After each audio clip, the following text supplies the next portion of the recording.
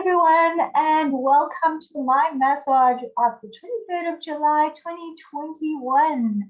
And Dr. Tom Acklin and I are discussing something very, I think it's pertinent to all of us at every stage in our lives.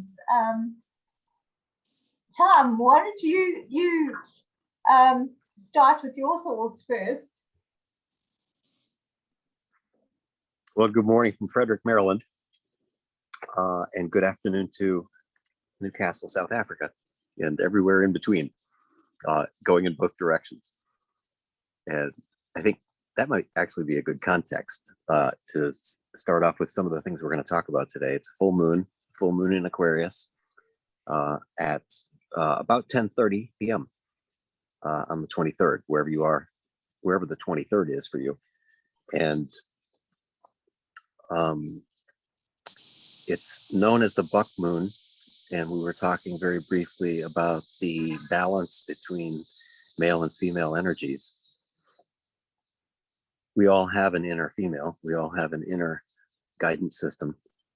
In many traditional analyses, the lunar energy is associated with the female, right, which is also associated with the subconscious, and the male energy is often affiliated with the solar energy in a lot of disciplines, and that's our consciousness. That's the ego structure that has brought us here this far, upon which we rely with good reason. Yeah, subconsciously, maternally, we know, wow, whatever I did yesterday, I'll do that again because it must have worked. Here I am, and in the great scheme of Mother Nature, here we are. So we did win yesterday.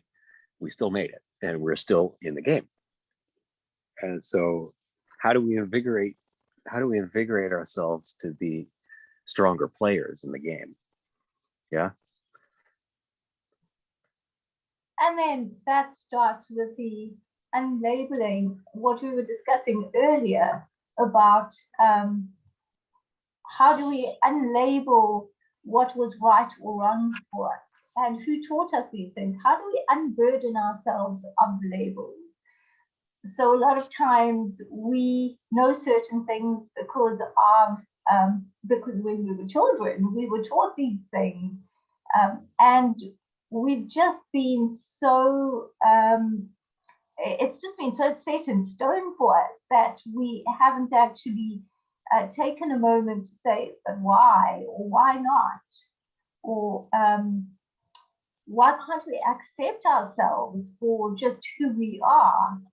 And just an example would be a lot of children were told, their parents were probably told by whatever school they were in, oh, your child is disruptive, or in my case, your child daydreams. And here we are, how many years later, decades later, where we have all these courses and programs on the internet teaching us how to be pattern interrupt, and how to disrupt the pattern, and how to daydream and feel what you want and manifest. And we're having to unlearn everything that we were taught as children, everything that was criticized within us, everything that we were supposed to feel bad about. And how about just taking a moment right now and accepting ourselves? So I was in the shower earlier after I taught a yoga class, and I had been so cold the whole day. So here I am going into this nice hot shower, and 7 minutes later, I'm looking at the shampoo and looking at my face wash on the windowsill and thinking, I don't know if I shampooed my hair and washed my face. And I'm convinced I did it twice. But how about just accepting that? It's okay. I don't have to beat myself up about it. It's a pretty free space. A lot of people who, in the neuroscience world, a lot of people who talk about deja vu and pre-existing experiences, and you can extend that to previous incarnations as well, previous soul incarnations. and even past life experiences, they show that in a very relaxed state, in a very connected state, in most channels, most spirit workers will speak this way too. Certainly not in a place to access that kind of wisdom in a place where we're stressed, right? Where our autonomic nervous system is not in balance. When we're balanced, then it happens. And what came to me while you were telling the story is one of the sacred interfaces of our lives, of course, is water. And this planet is based on a majority of water. Not every planet is, but water is, certainly not isolated to Earth. It's ubiquitous. It is the thing of life as we know it from our perspective, right? Lots of other lifetime,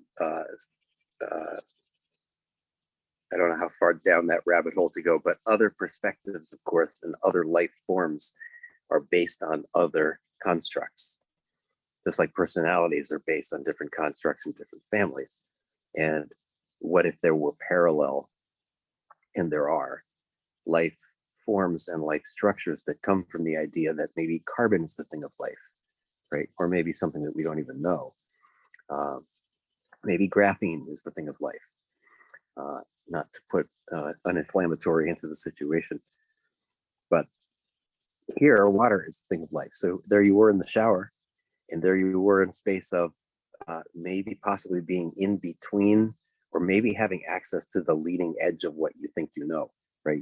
We're able to feel safe there. We're able to feel comforted, and then we can let go of what we think we know. It's actually a pretty brilliant illustration of when we talk about letting go and surrendering previous stories, previous versions of ourselves, mental constructs, that kind of thing. We do think long term, but what if it could be short term too? What if we could actually interrupt our short term memory such that we really don't know why we're standing here, and we really don't know what happened 5 minutes ago, because there's no such thing as 5 minutes ago. There is the here and now. A lot of people will be afraid hearing that and saying, well, where does the workability of my life go if I live like that, right? But you seem to have made it. You seem to have made it in grand style, and you look great, and it seems to have worked. So thank you. Well, thank you. I didn't realize the brilliance of that moment. So thank you for giving that to me. Yeah, but here we are. I mean, enabling ourselves.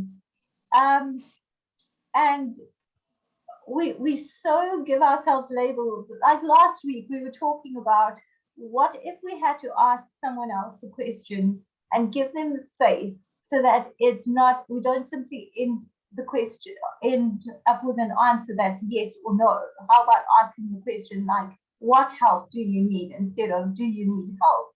And why not ask ourselves the same question, in order to unlabel ourselves, instead of saying, okay, are you okay, or are you tired? And I'd probably have said to myself, yes, I'm tired. But otherwise, just asking, what do you think is going on here? And that lead into another conversation without judgment. And I think that perhaps we should have more conversations with ourselves to start learning to unlabel ourselves, start learning to unlearn what was expected of us, or what we were supposed to be or supposed to do. I just heard in your description another layer. So yes, what if we could ask a question without judgment? Where does the judgment come from? The judgment actually comes from the implicit reality that we've asked the question and there is an answer, and we're judging the answer. What if there was one more layer of access there where we could ask the question and not be interested in the answer? And then we take off the table the whole possibility of judgment, because the judgment only comes after we have received a concrete, quote, truth, right? And that might be a place for an exercise, a lot of times I work in functional medicine, and a lot of it is lifestyle shift. And when I'm talking to a patient or a client about what does it look like over there, we'll presence the idea of writing, because a lot of folks connect with their what do I want self, right? So ask yourself, what do you want? When we say, what do I want? There's often a way we need to express that somehow. Some people don't have words for that yet. Writing is a great way to do that. I'll often suggest that folks take a pen, ask themselves, what do I want in whatever the realm of interest is? Well-being, love relationship with a partner, family relationship, more friends, different career, whatever it is that is speaking at the moment. What do I want? And write the answer, see what happens. A, not knowing how the sentences are finished, but B, also knowing that nobody, including maybe the writer, him or herself, will ever see it. So I'll suggest, just know that you're about to burn this after you're finished writing. A lot of folks, it takes some energy to do that. Yeah, it's a leading edge, something we're not really practiced in doing. We're not educated into that kind of self-expression that is actually irrelevant, right? There's a judgment there too. Wow, if I burn it, I'm going to lose it. It's such a treasure. This is part of me. I'm letting it go. What's going to happen to it? Right. But I think that might be access to letting people realize I get to unlabel and unburden myself. And it's not necessarily of a negative thing. I get to unburden myself of even my hopes and dreams when I'm answering the question, what does this look like for the Tom 2.0 in July of 2022? What does this look like? And as good as that feels, I get to let go of that too.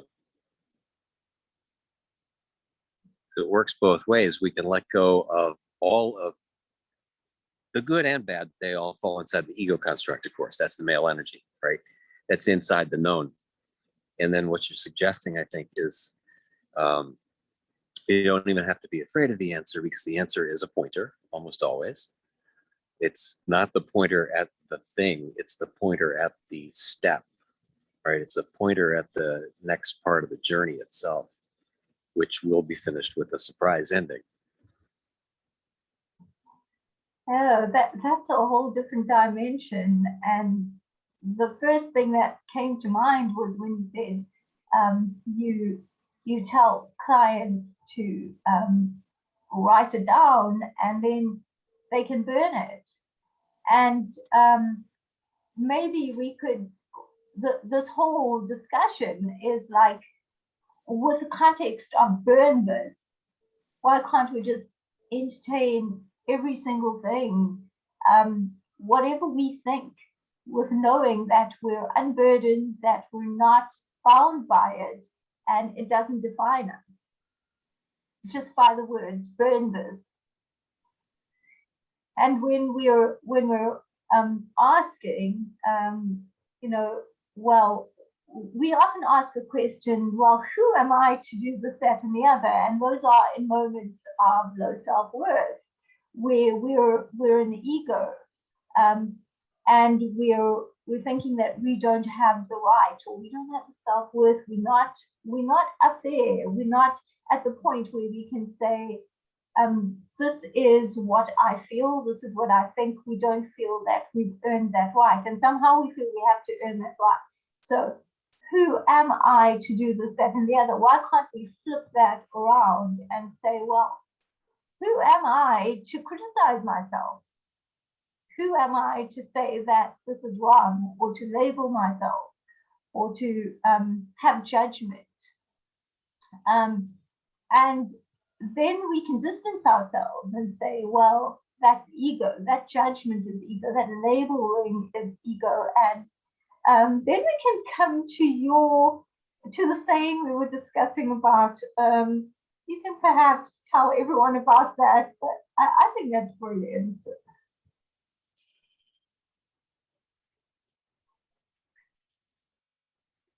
And we can even ask the question, where did the question come from?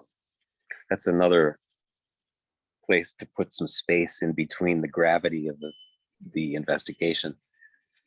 people think that spiritual growth and development, or even, organizational, even growth and development inside capitalistic circles and sort of success-oriented circles.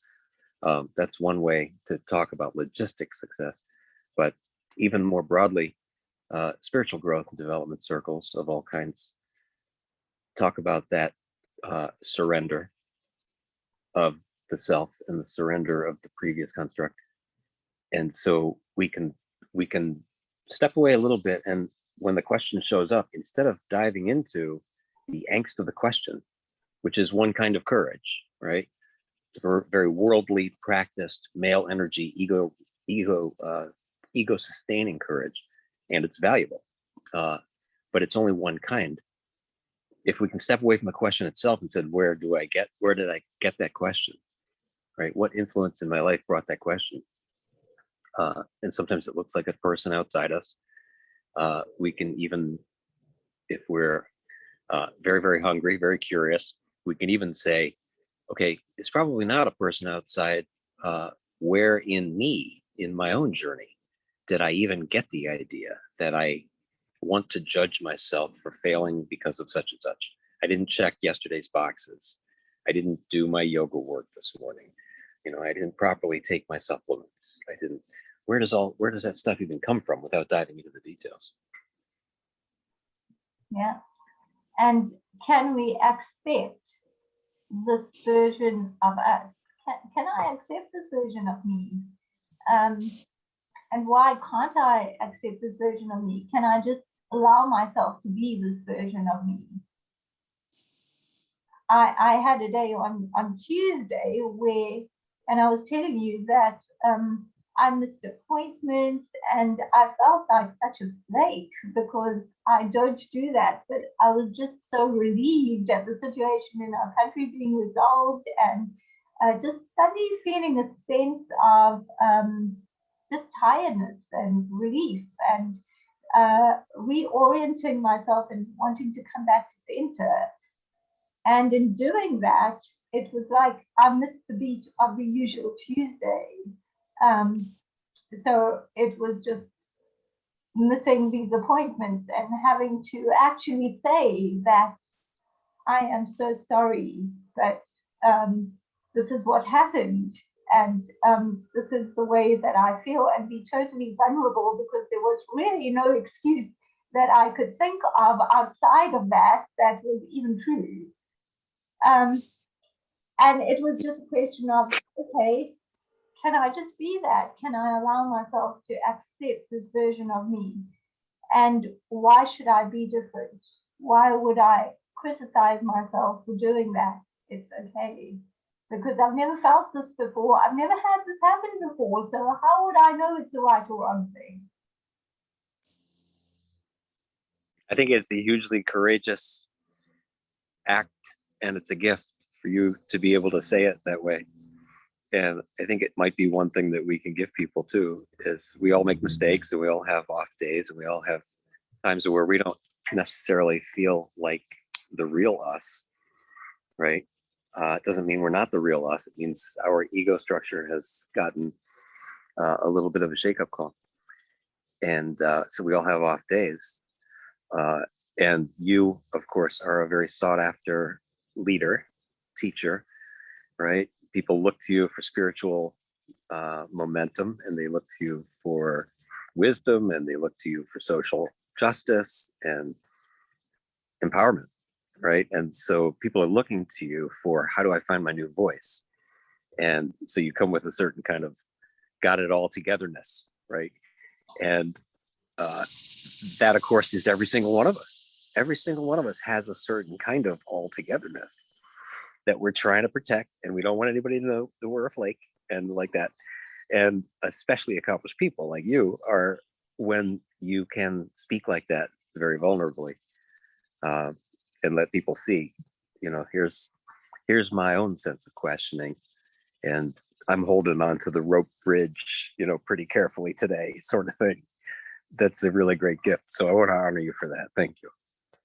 Thank you. I think that it's a conversation with self, and it's also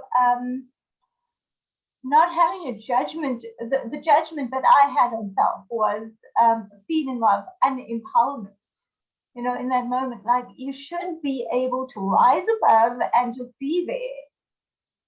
But I think that sometimes people just want to relate to us as we are. I mean, we were discussing earlier, and I said it's so cold here, and the conversation turned to that I'm actually sitting in bed with my electric blanket, and I was saying, you know, I'd love people to be able to come onto my massage and or just watch it, and even if they're on live, be able to sit there in their pajamas and know that that's okay.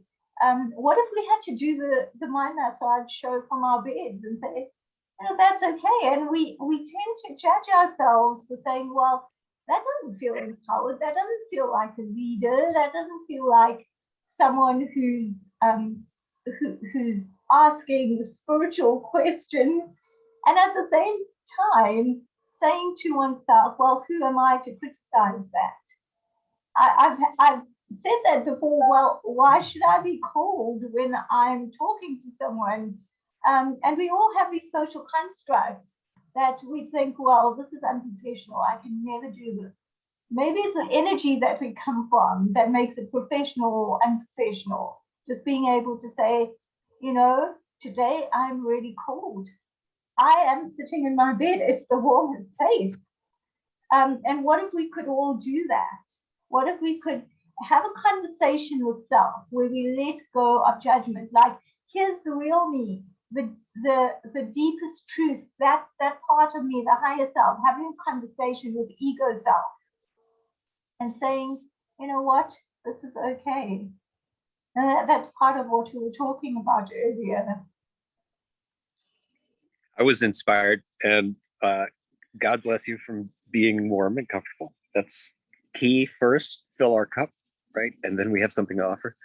And that conversation was the inspiration for me choosing to be a little bit more casual here outside today and be on my phone instead of do what is expected as the proper thing for the professional man to show up with a shirt at a desk.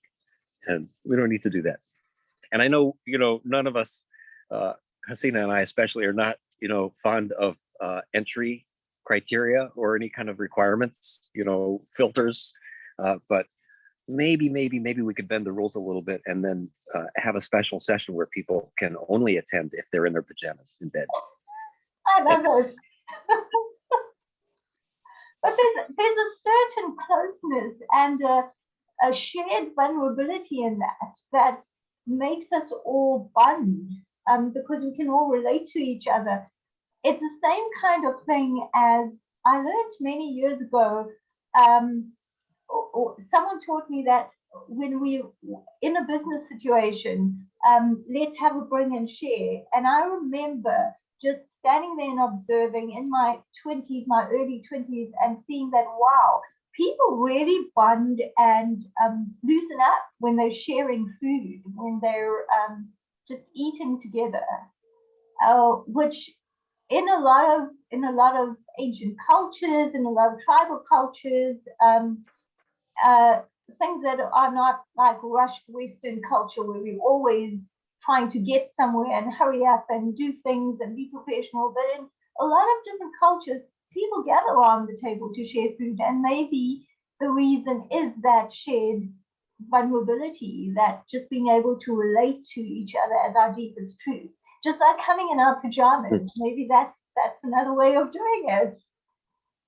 It's accessing comfort. Yeah, just like taking a shower and feeling comfortable there. And then when we're with loved ones and we're sharing, what is probably our most primal exercise, at least our most primal several times a day exercise, eating, and then bringing attention to that. And I just wrote down the phrase, community allows inquiry, because there we can surrender we really can live in the question. We can surrender our need for answers. Not every family gathering goes that way, of course. Many of us are very well practiced in seeking answers very dogmatically. But there's a beautiful, healthy dynamic in in a collective, in a tribe. I call it humanity as organism sometimes. If on the big tribe, all 8 billion of us. At the smaller level, though, where we have people who we love surrounding us, that sense of inquiry doesn't have to lead to an answer. And we go right back to what we were talking about before, which is you really can live in the question, hey, what does it look like if? What would happen if we brought a dog into the house? And if you really could live in the question of what would happen if we brought a dog into the house, and everybody gets to speak and everybody gets to kind of ponder everybody else's answer without knowing what's right. And again, rare in a family dynamic, but if we can have an opinion and know that we get to burn our opinion when a better one shows up, and a better one will always. That's the foundational evolution dynamic of the human creature. A better solution will show up, but we have one today, which is our opinions, right? Which is great. That's the male structure ego, and it's workable. Nothing wrong with that. The surrender dynamic is the access to that leading edge, I think. Yeah, I like that. Yeah. Surrender dynamic. And I feel like the call to action today, the challenge to anyone who wants to do this, the surrender dynamic begins with having a conversation with yourself and asking not a yes/no question, but the question like, why do I feel the way I do today? Or how do I feel today? Or perhaps, what do I want today? And I think that's a powerful question. Instead of going back to old patterns and maybe taking self-blame or blame of others and taking those feelings of disempowerment into the conversation, maybe saying, what do I want today? That opens the possibility for the future, and being able to take in new opinions that we can burn when a better opinion shows up for us as we grow. So the challenge to you today is have a conversation with yourself every day of the week. And it can just be a very short conversation. We have conversations with ourselves the whole day, but this one would be, what do I want today? What would make this day amazing for me? What could I surrender today? Those kinds of questions would just open up the possibility and don't go back into the previous versions, which are no longer relevant.